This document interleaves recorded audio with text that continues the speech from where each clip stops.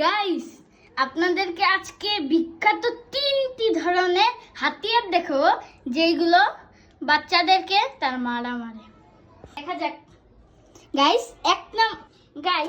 এক নম্বর আছে এই যে আপনাদের সবার চেনা একটি খুন্তি।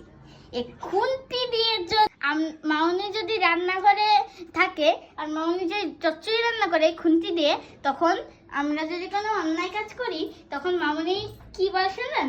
বলে যে আজকে খুন্তি দিয়ে তোদের হাড় বারে একদম ভেঙে ফেলবো, গুঁড়ো গুঁড়ো করে দেবো। আর এই যে দ্বিতীয় নাম্বার হাতিয়ার জুতা।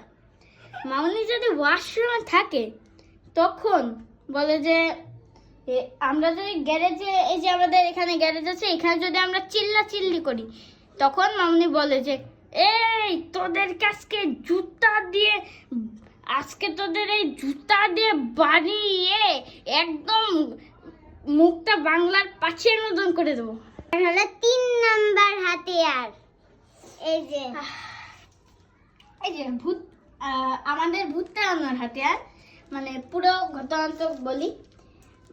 মামনি যখন এই যে ঘর পরিষ্কার করে, এটা দিয়ে ঝাড়ু দেয় ঘর, তখন আমরা যদি কোনো লাফালাফি করি বিছনার উপরে, তখন মামনি এই ঝাঁটু দিয়ে বলে যে এই